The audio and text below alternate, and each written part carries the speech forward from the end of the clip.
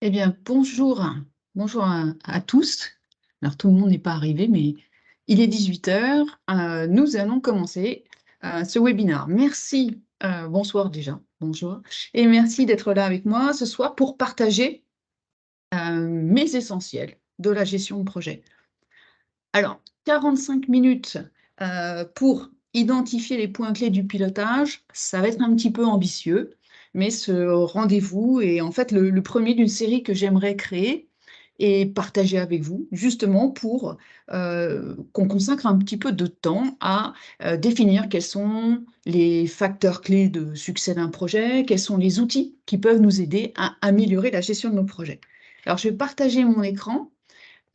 J'ai forcément coupé vos micros, au moins pendant ces 45 premières minutes. En revanche, la partie conversation reste ouverte. Donc, si jamais vous rencontrez des difficultés, n'hésitez pas à lever la main et j'irai voir la conversation. Donc, je vais partager mon écran.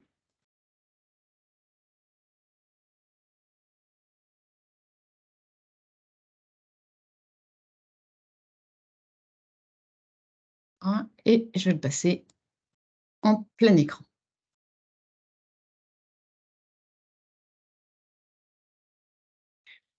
Alors, les essentiels de la gestion de projet. Comme je le disais, c'est un petit peu ambitieux d'essayer de se focaliser sur ces points qui, au regard de mon expérience, m'ont paru, on va dire, plus pertinents que d'autres.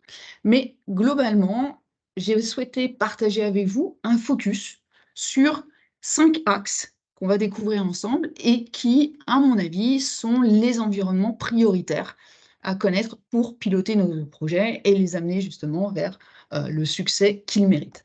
Alors, je suis donc Isabelle Laurent-Collin et j'ai découvert la gestion de projet au début des années 2000, lorsque j'ai commencé à travailler pour le groupe Alstom. C'était à l'époque Alstom Transport.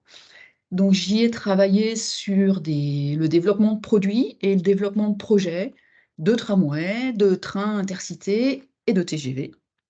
Ensuite, en 2011, j'ai quitté Alstom pour rejoindre l'École supérieure de commerce de La Rochelle, donc que j'ai dirigée pendant quelques années.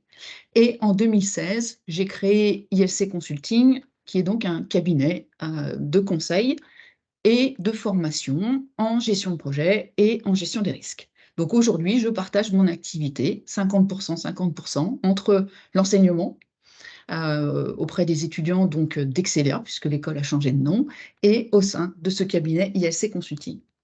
Alors, pourquoi j'ai souhaité ce webinaire et pourquoi j'ai souhaité mettre en place en fait cette série d'échanges concernant la gestion de projet?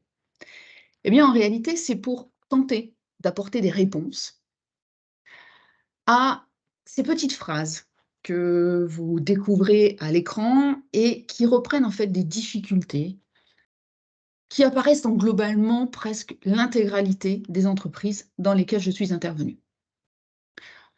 Le planning n'est jamais respecté. Je suis sûre que celle-ci, vous l'avez déjà entendue.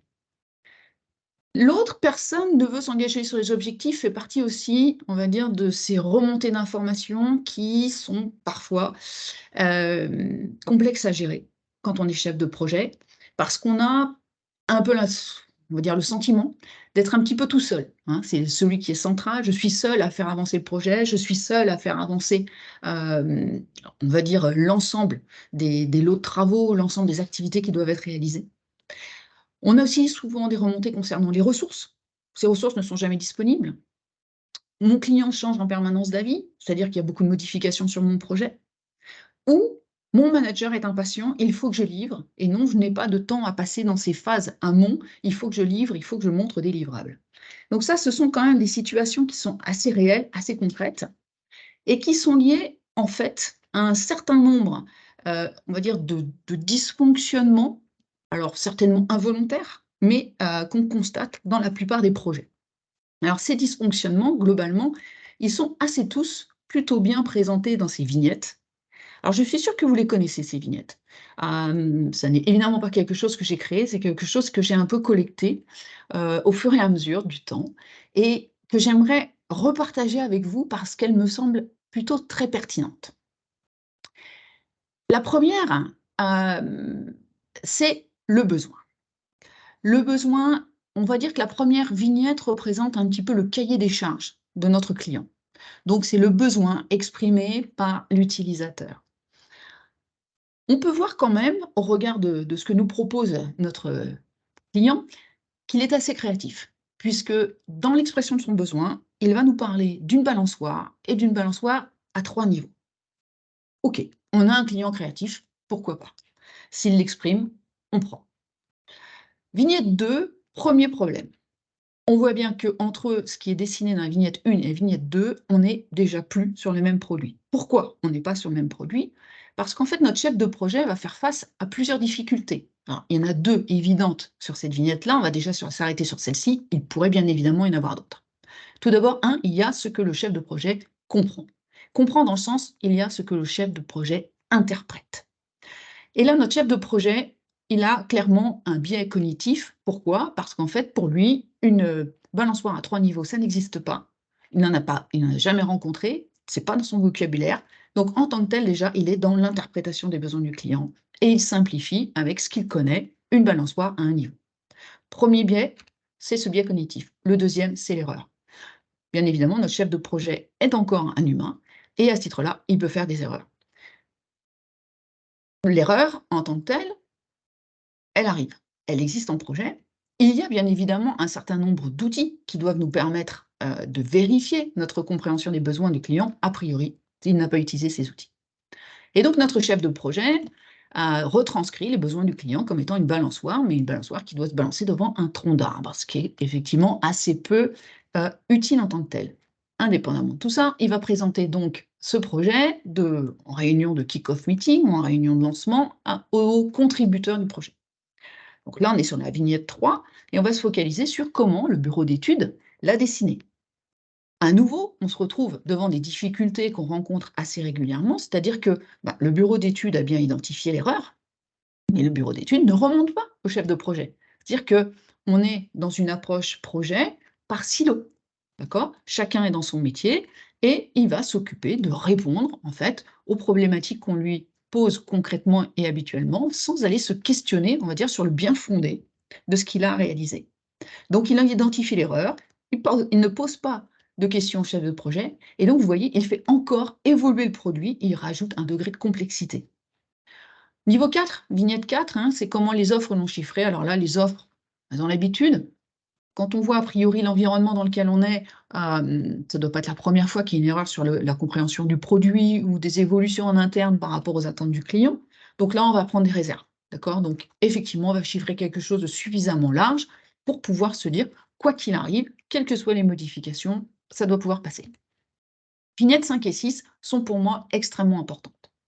Parce que qu'est-ce qu'elles nous montrent? Elles nous montrent que le problème de documentation, le problème de produits livrés qui ne correspondent pas aux besoins du client, elle nous montre clairement que le client n'est pas au cœur du processus de pilotage de ce projet.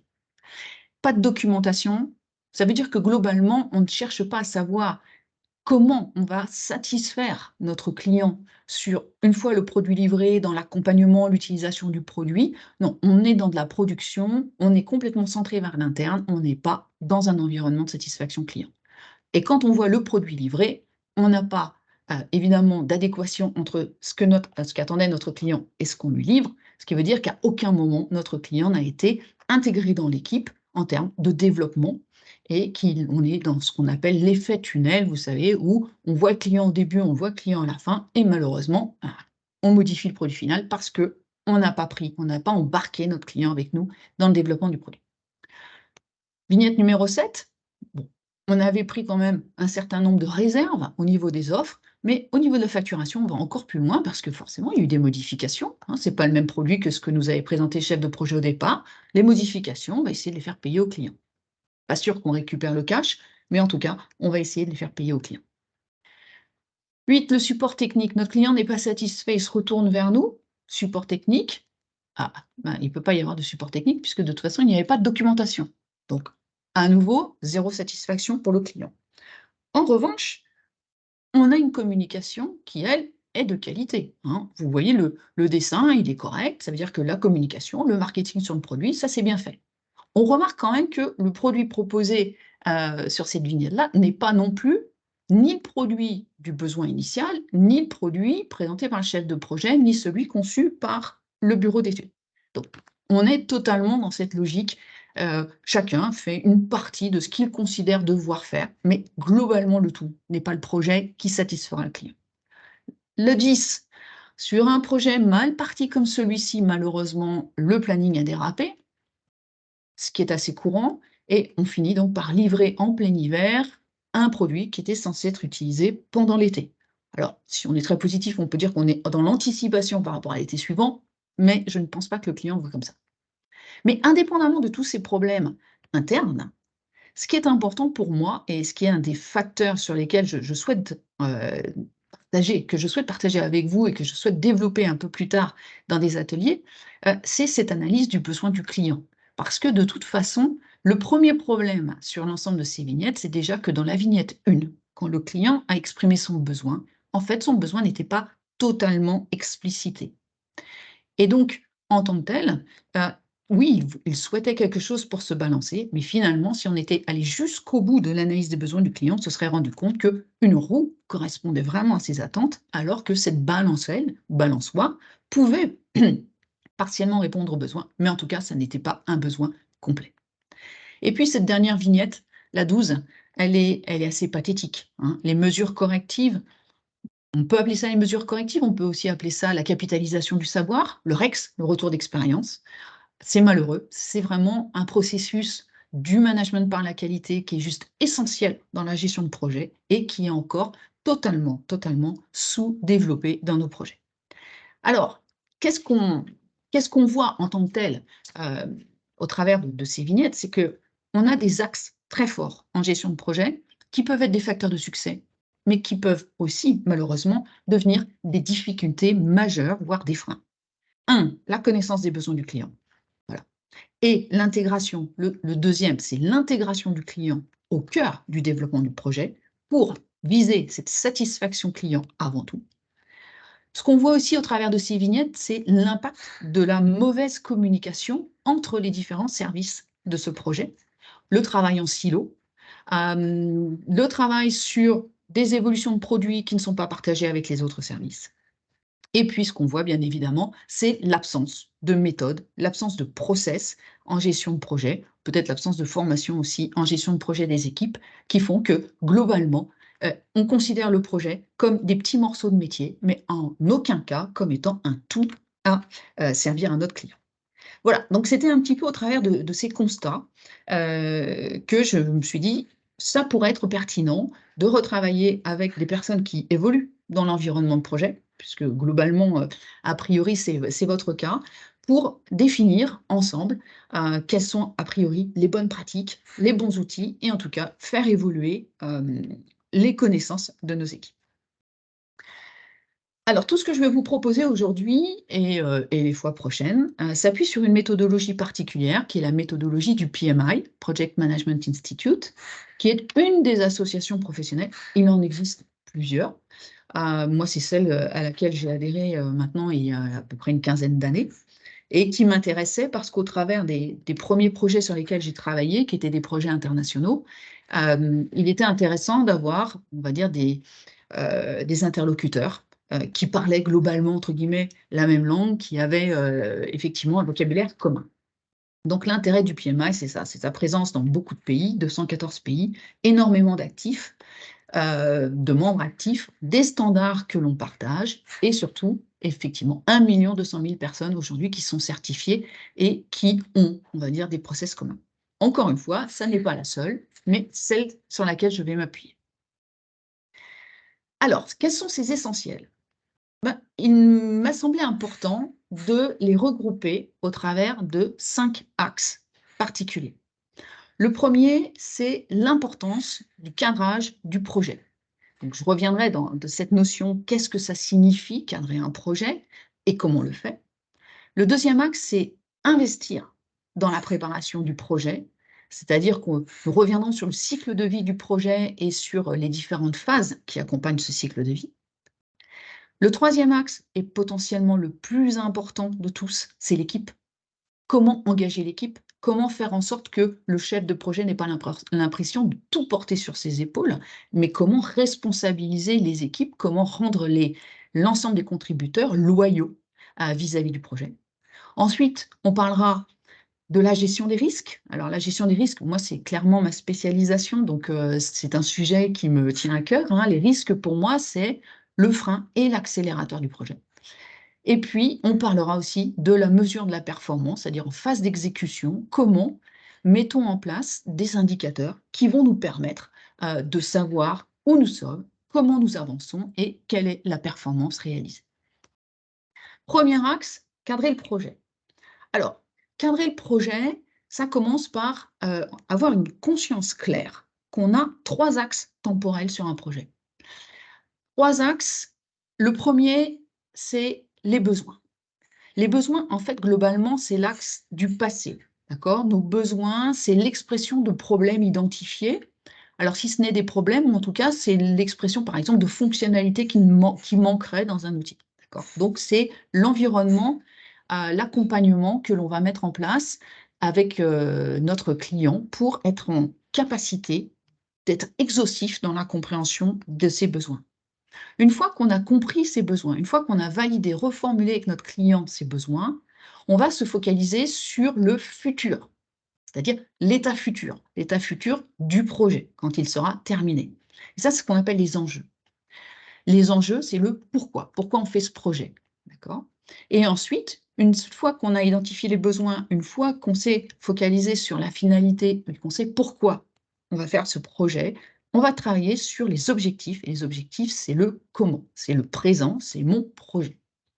Pourquoi j'insiste vraiment sur ces 3 axes-là? C'est qu'au travers de mon expérience, ce dont je me rends compte, c'est qu'on a une expression des besoins qui est généralement insatisfaisante, mais on a très, très peu d'entreprises qui connaissent l'importance, d'entreprises ou d'équipes projets, qui connaissent l'importance de la définition de la finalité. Et on a souvent, en fait, des raccourcis qui sont pris entre les besoins et les objectifs, les besoins et les solutions que sont les objectifs. Ce qui fait que globalement, nos objectifs sont rarement, on va dire, suffisamment exhaustifs et on est souvent amené à revenir sur les objectifs. Alors pour bien comprendre la différence entre besoin, finalité, objectif, juste partager avec vous en fait une expérience qui m'est arrivée. Et il y a quelques années, j'ai été contactée par une femme chef d'entreprise, qui a un magasin, dans lequel elle vend des produits de voyage. Alors un petit peu comme un Cultura en beaucoup plus petit, avec, des cartes, des guides, des carnets de voyage et cetera, et elle vend sur place, d'accord? Et elle me contacte pour me demander de lui développer son site internet de vente. Très bien, pourquoi pas? Sauf que je lui explique que attention, elle m'explique qu'elle veut que je développe un site internet de vente, c'est-à-dire qu'en fait, elle me donne déjà la solution. Finalement, on est déjà dans l'objectif. Je lui dis: «Moi, pour bien comprendre votre projet, je souhaiterais vous accompagner dans la définition du besoin, donc revoir vos besoins, définir la finalité, le pourquoi et ensuite définir les objectifs. Très probablement, nous irons développer un site internet de vente, mais essayons de comprendre». Alors quand on travaille un petit peu, ce sujet avec elle, en fait, on se rend compte que quoi? Eh bien, en fait, on se rend compte que, elle a un besoin. Pourquoi? Parce que son chiffre d'affaires diminue. Pourquoi son chiffre d'affaires diminue? Parce que finalement, il y a une concurrence de plus en plus importante justement de vente à distance. Et puis en fait, elle se rend compte que son chiffre d'affaires diminue parce qu'en fait, sa clientèle diminue. Pourquoi? Parce qu'avec le développement de la vente à distance, en fait, sa clientèle, c'est devenu une clientèle qui a 40, 45, voire plus, et qui est moins, on va dire, familière avec la vente en ligne. Et puis, en fait, on se rend compte aussi qu'elle n'est plus en capacité aujourd'hui d'avoir de la visibilité sur l'évolution de son marché. Clairement, elle manque d'informations. Donc, encore une fois, en ayant travaillé avec elle, on se rend compte que dans les besoins qu'elle exprimait, qui était son urgence à augmenter son chiffre d'affaires, sa finalité, son urgence à augmenter son chiffre d'affaires, elle ne trouvait pas les mots, elle ne les avait pas explicités correctement. Donc, par rapport à cet exemple, on a donc retravaillé tous ces besoins, on a clarifié la finalité qui est de relancer le chiffre d'affaires pour assurer la pérennité de l'entreprise et enfin, relancer en on va dire, modifiant la cible et la clientèle, en diversifiant. Et dans les objectifs, ce qu'on a défini, c'est qu'effectivement, on allait développer un site de vente, on allait développer le CRM qui correspondait, on allait développer une application, mais on allait surtout aussi développer toute une communauté au travers des réseaux sociaux, et on allait travailler sur la visibilité de l'entreprise. Donc, j'ai un peu pris de temps pour bien positionner ces 3 termes parce que finalement, c'est eux qui vont structurer tout le pilotage du projet. Alors, ce qui est important dans l'analyse, c'est les besoins. Les besoins, hem, il faut être conscient que notre client, quelle que soit sa bonne volonté, il n'est pas totalement exhaustif. Il n'est pas totalement exhaustif, ça signifie quoi? Ça signifie que globalement, l'information qu'il va nous passer, c'est celle qui correspond généralement à ses risques majeurs. Typiquement dans mon exemple, un gros problème de chiffre d'affaires qui s'effondre, d'accord? Donc mon besoin, c'est de vendre. Donc je vends par la création d'un site internet. Ce qu'il faut savoir, c'est qu'au travers, en fait, de la recherche un peu en gestion de projet, on sait que la satisfaction du client, c'est 40 de besoins explicites, 50 de besoins implicites et 10 de besoins latents. Ça signifie quoi? Ça signifie que spontanément, notre client est en capacité de nous donner à peu près 40 de son besoin. Et ça, c'est les besoins explicites. C'est ce qu'on a dans le cahier des charges quand on a la chance d'avoir un cahier des charges. Mais qu'on a 50 de l'information qui ne nous est pas transmise par le client. Et pourquoi elle ne nous est pas transmise par le client? Mais parce que le client, en fait, la considère évidente. C'est une évidence parce que ça peut correspondre, par exemple, à des fonctionnalités qu'il a déjà. Bon, si on est, par exemple, sur un développement de logiciel. Ou alors, ça peut correspondre à des règles de l'art. Dans son milieu, dans son environnement, dans son industrie, on travaille toujours de cette façon. Donc forcément, il n'y pense plus. Et ce qu'on sait aujourd'hui, c'est que ces 50 de besoins implicites, si on ne va pas développer les outils qui vont avec, on va passer totalement à côté. L'impact, ce sera quoi? L'impact, ce sera de la modification importante sur le projet à venir.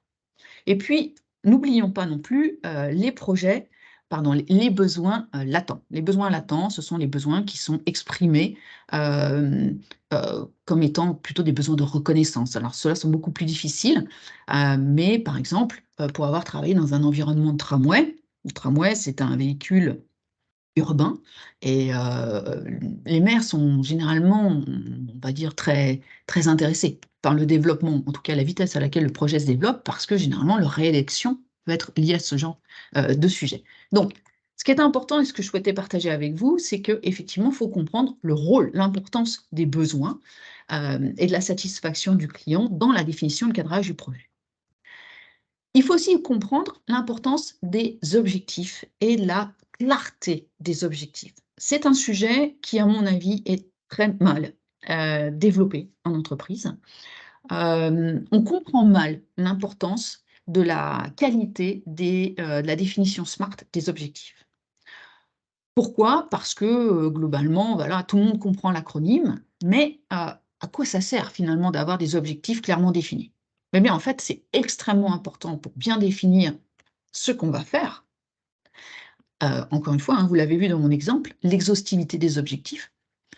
Donc ça, c'est le S du spécifique. C'est extrêmement important, le M, M de mesurable est extrêmement important pour bien définir jusqu'où on doit aller, qu'est-ce qu'on doit atteindre, parce que ça, c'est ce qui va nous permettre de mettre en place les indicateurs et ce qui va nous permettre aussi d'identifier la criticité d'un certain nombre de risques. Et bien évidemment, ce qui va nous intéresser beaucoup aussi dans cet acronyme SMART, c'est entre autres le R, réaliste, dans le sens quelles sont les ressources qu'il va falloir qu'on mobilise, est-ce qu'il y a des ressources critiques, et quel est le T, quel est le temps qu'on a pour réaliser ou quel est le temps nécessaire pour réaliser. Donc, cadrer le projet, c'est travailler tout particulièrement sur les objectifs SMART du projet. Et puis, cadrer le projet, c'est être en capacité de rédiger une charte projet. La charte projet, c'est cet élément, en fait, ce document de synthèse qui va nous permettre globalement de reprendre tous les éléments structurants du projet, la finalité, les objectifs, les exigences du produit, hein. Typiquement, par rapport à mon produit de développement d'un site internet de vente, c'était qu'il me fallait un produit en français et en anglais, on avait estimé qu'il nous fallait effectivement un backup un peu spécifique pour faire des liaisons avec le système comptable. Donc tout ça, c'est ce qu'il faut bien identifier aussi dans notre charte. C'est dans la charte qu'on va identifier le périmètre du projet, son coût, son délai, donc ce qu'on appelle le triangle des contraintes, les risques majeurs, l'enveloppe budgétaire, et c'est aussi dans cette charte qu'on va commencer à positionner quelques jalons. La nomination de la gouvernance du projet, c'est-à-dire le chef de projet et ses parties prenantes majeures. Donc, par rapport à cet axe 1, qui est de cadrer le projet, on retient que, pour moi, les outils les plus importants, ce sont les outils qui vont nous permettre de bien définir les besoins du client, de bien cadrer les objectifs et de finaliser tout ça dans ce document qu'on appelle la charte projet, qui va devenir finalement aussi notre meilleur document de communication avec le reste de l'équipe. L'axe 2, c'est investir dans la préparation du projet. Alors, qu'est-ce que ça signifie? Ça signifie qu'en fait, on a dans nos projets, bien évidemment, en fait, des phases. Alors, je parle beaucoup de projets dits prédictifs, ces projets par phase, mais de toute façon, on va avoir une logique assez similaire en agilité. Dans nos projets, on va systématiquement identifier, caractériser les besoins, clarifier les enjeux, définir les objectifs, préparer le projet, donc mettre en place toute la structure de pilotage, livrer, mesurer la performance et capitaliser. Alors, capitaliser les règles, je l'ai mis à la fin, mais on pourrait l'avoir tout au long, bien évidemment, de la vie du projet. Donc ça, c'est un cycle normal. Maintenant, si on parle du cycle de vie du projet, on peut considérer qu'on a 4 phases. Donc la phase de lancement, qui est la phase d'initialisation, celle qui va nous permettre de sortir la charte projet. Une phase de planification-préparation, dans laquelle, en fait, on va structurer tous les éléments qui vont décrire notre projet, qui vont décrire comment on va piloter notre projet. Alors là, ça va passer par quoi? L'identification des parties prenantes, l'analyse de leurs exigences, la structuration du périmètre détaillé, le planning, les ressources. Alors, c'est une phase que je considère essentielle, qui malheureusement est souvent sous-dimensionnée dans le projet. Pourquoi? Eh bien, parce que globalement, c'est une phase d'investissement. C'est une phase pendant laquelle notre management, lorsqu'on est chef de projet, ne nous voit pas finalement réaliser de livrables. Donc c'est une phase qui semble une phase improductive. C'est souvent ce qu'on me dit, oui, non, mais ça c'est de l'administratif. Non, ça n'a rien à voir avec l'administratif. Certes, on va sortir des livrables qui vont nous permettre, entre autres, de créer un plan de management de projet, mais c'est surtout qu'on va, en fait, clairement identifier qui va être responsable de quoi, on va partager les tâches, on va partager les responsabilités et on va créer toute la structure du projet. Donc, c'est la raison pour laquelle j'ai souhaité effectivement insister sur ce deuxième axe, sur la stratégie à mettre en place pour clairement identifier qui va faire quoi et bien le faire avant de rentrer en phase d'exécution. Parce que quand on est en phase d'exécution, il faut effectivement, c'est le moment où il faut livrer, parce que le client l'attend, bien évidemment, et c'est le moment où, vous voyez, là, on a une courbe, ça c'est la courbe des coûts, c'est le moment où on a le plus de ressources sur le projet. Donc, c'est pas là où il faut générer les modifications, c'est pas là où il faut régénérer on va dire, les questionnements, c'est là où il faut produire. Le troisième axe, c'est tout ce qui concerne, en fait, l'engagement des équipes. Et au regard de l'expérience que je peux avoir sur le sujet, c'est celui qui va faire le succès du projet ou malheureusement qui va faire qu'on va subir son projet en permanence. Qu'est-ce que ça signifie? En fait, ça signifie que l'environnement du projet, il est piloté avant tout par des ressources qui sont des ressources humaines, qu'il va falloir engager et qu'il va falloir maintenir engagées sur tout le projet. Alors, 3 sujets particuliers à développer sur cet axe-là, c'est le pilotage des parties prenantes, la décomposition du travail et la responsabilisation sur les différents métiers et expertises. Identifier les parties prenantes, c'est le premier axe. Mais identifier, ça ne va pas être suffisant. Il va falloir identifier et il va falloir aussi positionner, prioriser nos parties prenantes. Alors les parties prenantes, vous savez, c'est toutes ces personnes qui sont influencées ou qui influencent notre projet. Elles peuvent être en interne, elles peuvent être en externe, d'accord. Quand on fait une analyse détaillée des parties prenantes, on peut très vite arriver à 30, 40, 50, 200 parties prenantes en fonction du projet. Il est évident qu'on n'a pas la possibilité d'utiliser le même type de ressources pour des parties prenantes dites majeures et des parties prenantes qui ne le sont pas. C'est la raison pour laquelle on a un outil qui est très intéressant, qui est cette matrice qu'on appelle la matrice pouvoir-intérêt du projet, où on va qualifier, donc c'est une analyse qualitative. Vous le voyez en fait sur l'axe des abscisses, on a la possibilité, pour une partie prenante, d'estimer si son intérêt manifesté pour le projet, est faible ou fort. Et on va graduer de 1 à 4, faible, 1, 2, moyen faible, 3, moyen fort, 4, fort. Et de la même façon, on va graduer le pouvoir qu'elle peut exercer sur le projet, globalement son pouvoir de vie ou de mort sur le projet. Donc 1 pour faible, 2 pour moyen faible, 3 pour moyen fort, 4 pour fort. Et puis pour chaque partie prenante, on va venir estimer où se situe l'intérêt et le pouvoir de la partie prenante. Si on prend par exemple un éditeur qui vend des guides de voyage à la personne dont je vous parlais tout à l'heure, bon, ben, son intérêt manifesté pour le projet, dans le meilleur des cas, si c'est un magasin qui vend bien, on va peut-être monter à 2, mais en tout cas, son pouvoir ne dépassera pas les 1. Il n'a aucun pouvoir à proprement sur l'entreprise, si ce n'est effectivement à ne pas livrer, mais ça restera toujours marginal. Donc on va se retrouver dans la case verte, c'est-à-dire c'est une partie prenante pour laquelle on ne va pas forcément mettre en place un plan d'action spécifique. En revanche, par exemple, le banquier, on peut se dire qu'il a un intérêt plutôt faible ou moyen faible, mais il a un pouvoir. Donc là, on est plutôt sur une partie prenante à garder satisfaite. Par exemple, notre présidente de la société, elle, pour le coup, elle a un intérêt majeur et elle a un pouvoir majeur. Donc là, on est dans du 4-4, c'est de la partie prenante qu'on va effectivement piloter tout particulièrement quand on est le chef de projet. Alors, cette matrice-là, elle est très intéressante à créer et à faire vivre en équipe, et elle va nous permettre de prioriser les parties prenantes que l'on va piloter, et surtout, elle va nous permettre de bien définir tout de suite comment on va engager ces parties prenantes. Et l'engagement des parties prenantes passe par la mise en place de la communication. Et la communication, on le sait, dans nos projets, c'est le parent pauvre. Tout le monde considère qu'on fait la communication quand globalement il nous reste du temps. Autant dire, il ne nous reste jamais de temps sur un projet. Quand je vous disais tout à l'heure que les retours d'expérience étaient une approche malheureusement sous-estimée dans le projet, on est encore dans un problème de communication. Donc, bien engager les parties prenantes passe par la communication. Un autre axe pour engager nos équipes, c'est il faut responsabiliser les contributeurs. Alors, comment on va responsabiliser nos contributeurs? Eh bien, globalement, l'objectif, c'est de réussir à désiloter notre projet pour amener nos contributeurs à travailler ensemble sur des objectifs communs. Et ces objectifs communs sont des livrables. C'est pour ça qu'on crée en fait ce qu'on appelle un organigramme des tâches. L'organigramme des tâches, c'est un outil qui va nous permettre de décomposer tout le travail à réaliser et de le décomposer dans ce qu'on appelle des lots de travaux.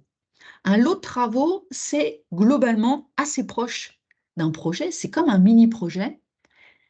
Un lot de travaux, c'est un environnement cohérent qui va être transmis à une personne qui sera responsable de sa réalisation, des livrables de sa réalisation, qui va aller chercher les différents contributeurs, parfois dans différents métiers, pour atteindre les engagements qu'elle a elle-même pris. Tout l'intérêt de l'organigramme des tâches, c'est de, en fait, transmettre aux responsables de l'autre travaux la responsabilité de définir leur périmètre, leurs coûts, leurs délais, leurs risques, et de les laisser ensuite, pendant toute la phase d'exécution du projet, réaliser en fait ces livrables. Et cette organisation en lot de travaux, qui est une organisation qu'on appelle une organisation collaborative, elle repose en fait sur 4 missions importantes. 2 missions qui ont trait plutôt au pilotage, sponsor et chef de projet, et 2 missions qui ont vraiment des objectifs très opérationnels. Le responsable fonctionnel, qui est généralement le chef de département, le chef de service, qui, entre autres, va gérer les ressources, l'allocation des différentes ressources aux différents projets, et ses responsables de l'eau, qui deviennent finalement, qui sont les experts métiers du projet et qui deviennent les responsables de leur environnement. Alors, pourquoi ça crée une notion d'engagement? C'est parce qu'en fait, ces lots de travaux vont correspondre globalement à des contrats internes. Et c'est pour ça que je vous les ai décrits dans ce slide. À partir des objectifs du projet et de la décomposition du travail à réaliser par l'organigramme des tâches, on définit des lots de travaux. Ces lots de travaux ont un contenu qui sera décrit au travers d'activités, au travers de ressources, au travers de risques, qui seront aussi caractérisés par des durées des activités qui permettront de faire un planning et qui permettront de faire un budget. Et donc, en fait, cette organisation par lot de travaux, c'est celle qui permet d'engager les équipes, c'est celle qui permet de responsabiliser les équipes, puisqu'on va demander aux mêmes personnes de s'engager sur un prévisionnel et ensuite de le réaliser. Et bien évidemment, ces personnes vont rendre compte sur la performance de ce qu'elles font. Et c'est le troisième point, c'est cet engagement de performance, on va le retrouver au niveau lot de travaux comme au niveau projet. Ce qui est important de comprendre dans cette organisation-là, c'est que la performance du périmètre du projet, c'est la somme des performances des périmètres de chaque lot de travaux. De la même façon, la performance du budget, c'est la performance des budgets de tous les lots de travaux. Et on va même encore un petit peu plus loin. Ce qu'il est important de comprendre, c'est que le planning projet, ce qu'on appelle donc le master planning du projet, est la résultante des plannings et des interfaces entre les différents plannings des différents lots de travaux. Au regard de mon expérience, c'est la seule structure organisationnelle qui permette, on va dire, d'engager l'ensemble des contributeurs sur les résultats du projet et de créer ce qu'on appelle effectivement la loyauté au projet. Le quatrième axe, c'est les risques. Alors, comme je le disais tout à l'heure, en fait, les risques, c'est un petit peu ma spécialité. C'est un sujet qui m'a toujours intéressée. Pourquoi? Parce que je considère que les risques, même si c'est un petit peu la cerise sur le gâteau, dans le sens où, pour commencer à piloter les risques, il faut quand même déjà avoir une structure assez mature sur son projet, c'est celle qui va donner au chef de projet la possibilité justement de sortir la tête du guidon et de se donner l'opportunité, au travers de différentes stratégies, soit d'accélérer, soit de freiner, donc soit de gérer ses menaces, soit de gérer ses opportunités. Sauf que la gestion des risques n'a du sens qu'à partir du moment où on a des indicateurs qui sont pertinents. On n'a pas d'objectif. Alors, on n'a pas de risque si on n'a pas d'objectif. C'est ce qu'il faut comprendre. Et comme malheureusement, dans la plupart des projets sur lesquels j'interviens, les objectifs ne sont pas clairement explicités, eh bien malheureusement, la gestion des risques, elle n'est pas faite non plus. Et la conséquence de tout ça, c'est quoi? C'est que, en fait, le chef de projet, avec ses responsables de l'eau, va prendre en permanence, on va dire, tous les aléas qui vont se présenter et on va être en mode réactif en permanence au lieu d'être en mode d'anticipation et de pilotage. Alors, je ne dis pas qu'avec la gestion des risques, on arrive à tout anticiper, hein, non, non, on en est très loin. En revanche, ça permet quand même d'avoir suffisamment, on va dire, anticipé de dysfonctionnements possibles pour pouvoir être en mode réactif, mais de façon beaucoup plus marginale. De la même façon, dans la gestion des risques, on aura une méthodologie à développer qui va passer par une cartographie des risques, une identification, cartographie, des stratégies, des actions à mettre en place et ensuite une mesure de la performance à réaliser.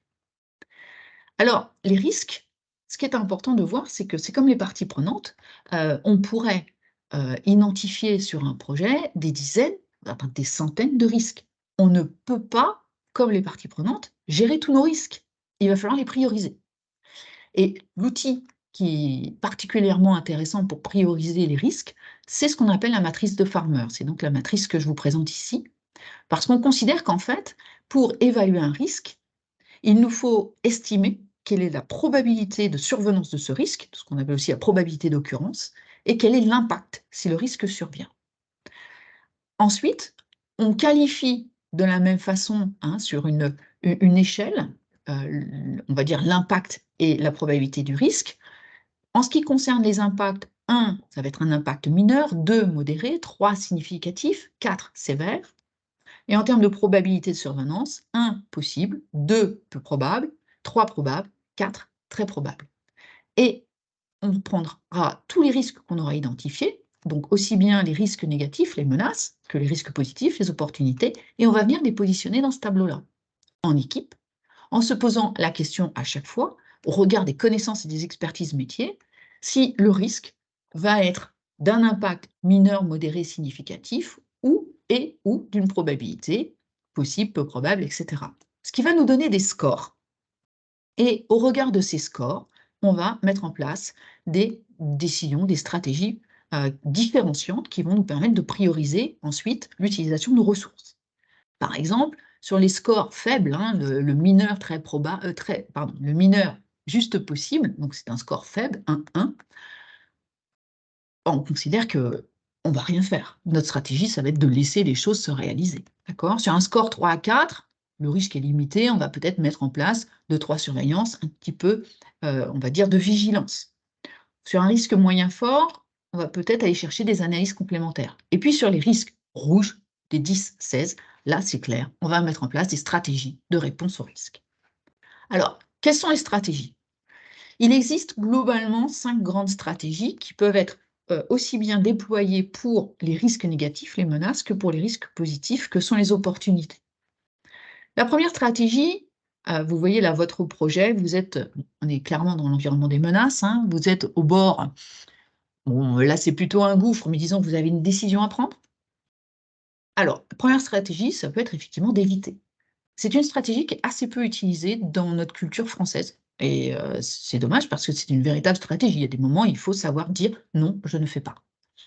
Ensuite, celle qui est la plus utilisée, c'est ce qu'on appelle la stratégie d'atténuation. On l'appelle aussi la stratégie de mitigation, si vous connaissez le terme, où là, globalement, on va à la fois travailler sur des plans d'action pour réduire la probabilité que le risque survienne et pour réduire l'impact s'il doit survenir.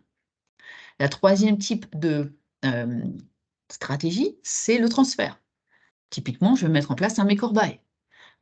Ou alors je vais souscrire une police d'assurance. D'accord? Donc je transfère mon risque. Ça ne signifie pas que je réduis la probabilité d'occurrence, ça signifie que s'il survient, c'est pas moi qui en supporterai l'impact.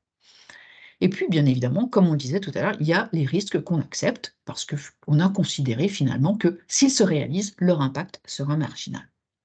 Celle qu'on connaît moins, mais que voilà, le PMI a introduit dans ses derniers standards, c'est ce qu'on appelle l'escalade. L'escalade, c'est je ne me sens pas légitime ou je ne me sens pas suffisamment robuste pour prendre une décision, j'en réfère à une personne qui est reconnue comme expert dans son domaine. Donc là, c'est plutôt pour l'environnement opérationnel. Ou, par exemple, je suis chef de projet, j'en réfère à mon sponsor parce que je ne considère pas légitime. Et le dernier axe qui est important, bien évidemment pour, piloter et réussir nos projets, c'est l'axe de mesure de la performance. C'est la photo que j'ai utilisée, pour vous proposer ce webinaire. Sur la partie de gauche, il y a la résultante de tout ce que je viens de décrire. On a bien travaillé notre phase d'initialisation, on a bien travaillé notre phase de préparation. Globalement, la route est dégagée, on a une charte de projet qui est claire, un plan de management de projet clairement défini, on sait qui fait quoi, on y va tous ensemble. Bon, et après, il y a la vraie vie. Alors, heureusement, il n'y a pas toujours un tel écart entre ce qu'on a prévu et ce qui se réalise, mais il y a quand même systématiquement, de toute façon, des choses qui ne se produisent pas telles qu'on les a prévues. Aujourd'hui, les meilleurs outils pour pouvoir effectivement en permanence essayer de ramener le projet sur les objectifs initiaux de rentabilité, les objectifs stratégiques, ce sont les outils d'indicateurs, des outils de mesure de la performance. Alors, 3 outils évidemment très importants. La création des indicateurs, donc les indicateurs valorisés. Mais les indicateurs n'ont de sens que lorsqu'ils sont intégrés dans un tableau de bord, parce qu'il faut leur redonner de la perspective, il faut aussi commenter les résultats, et bien évidemment, lorsqu'ils sont utilisés, présentés dans les réunions d'avancement. Donc aujourd'hui, moi c'est un sujet sur lequel je travaille beaucoup, la mise en place des indicateurs de performance, la mise en place de la mesure de la performance. Ce sont des outils qui sont extrêmement importants parce qu'ils vont nous donner une information qui va nous permettre de prendre des décisions. Malheureusement, voilà encore une fois nos amis les indicateurs SMART. Aujourd'hui, ce que je vois est assez insatisfaisant. Pourquoi? Parce que on fait des pages et des pages d'indicateurs, alors que, et on va dire, je pense que c'est un côté rassurant. En revanche, on ne s'assure pas que ces indicateurs correspondent aux objectifs, ou en tout cas sont pertinents par rapport aux objectifs à atteindre. Donc on revient toujours à cette notion d'objectif, à cette notion de cadrage de projet, qui rend les choses beaucoup plus structurées et beaucoup plus évidentes ensuite à piloter. Donc les indicateurs, ensuite, vont nous permettre de mesurer quels environnements de projet. Eh bien, en fait, globalement, dans la mesure de la performance, on en revient toujours aux contraintes du projet. La première contrainte sur laquelle on va travailler, c'est ce qu'on appelle le périmètre. Donc le périmètre du projet. Pourquoi on va mettre des indicateurs de mesure sur le périmètre? Parce que malheureusement, encore une fois, notre client n'est pas toujours en mesure de parfaitement préciser ses besoins au départ, donc on va devoir gérer des demandes de modification. Et on ne pourra pas dire non à chaque fois qu'il y a une demande de modification qui est présentée. Donc, on va mettre en place des outils de mesure de la performance de notre périmètre, de mesure justement des demandes de modification, et pour comprendre d'où viennent ces demandes de modification et comment, dans notre REX, on va pouvoir faire en sorte, la fois suivante, de limiter cet impact. Qu'est-ce qu'on va aussi mesurer? On va mesurer ce qu'on appelle la valeur acquise. La valeur acquise, c'est globalement quelle est la valeur ajoutée créée sur mon projet dans le temps imparti à chacune des activités. Est-ce que j'ai réalisé tout ce que je devais faire pour le budget initialement prévu, ou est-ce que je suis en dessous, ce qui est plutôt rare, ou est-ce que je suis au-dessus, ce qui est malheureusement beaucoup plus fréquent, et pourquoi je suis au-dessus? Est-ce que j'ai dépensé les ressources telles que je l'avais prévu? Comment évolue le budget, etc. Donc la valeur acquise, c'est vraiment la mesure de la performance en évaluant la valeur ajoutée créée sur le projet à date. Et qu'est-ce qu'on va aussi mesurer? Eh bien, c'est notre exposition aux risques, donc aux menaces et aux opportunités. C'est-à-dire que globalement, on va mettre à jour nos registres des risques, l'évaluation en euros de ce que représente chacun des risques dans notre portefeuille, et on va faire évaluer la valeur des réserves de notre projet. Voilà globalement l'ensemble des éléments que je souhaitais vous présenter. Alors je sais que c'est un petit peu rapide en termes de contenu. Hem, Ce premier webinaire, c'était pour vous présenter un petit peu la façon dont je pilote les projets, c'est la méthodologie aussi que j'applique quand j'interviens en termes de conseils ou que je présente en termes de formation. Hem, c'est la seule intervention que j'ai prévue en mode, on va dire, un petit peu descendant, voire même très descendant, même si très rapidement, là, je vais vous redonner les micros et on va pouvoir partager si vous le souhaitez. Maintenant, et c'est à mon avis certainement aussi quelque chose qui peut vous intéresser, voire intéresser les personnes avec lesquelles vous travaillez en mode projet. Mon idée, c'est de créer des rencontres, que j'ai appelées ces ateliers en temps réel, pour qu'on travaille ensemble sur un outil. Et donc, par exemple, le mardi 4 avril à 18h, je vais créer donc le premier atelier en temps réel qui, lui, sera totalement dédié à la charte projet. Donc, on reviendra sur qu'est-ce que c'est qu'une charte projet, comment on la construit, comment on différencie la finalité, les objectifs. Ce sera dans un mode interactif. J'aurais prévu en fait une petite étude de cas pour qu'on puisse effectivement travailler sur ce sujet. Ce sera aussi probablement avec des quiz à réaliser ensemble. Enfin, l'idée, c'est vraiment qu'en 1 heure, on fasse le tour d'un certain nombre de sujets. Donc forcément, on viendra sur la charte, forcément, on reviendra aussi sur les objectifs SMART, et puis on va revenir aussi sur, on va dire, peut-être tous les sujets que vous aurez ou que vous souhaiterez développer avec moi. Alors, je vous remercie en tout cas déjà de m'avoir écouté et d'être resté connecté. Je vais maintenant revenir sur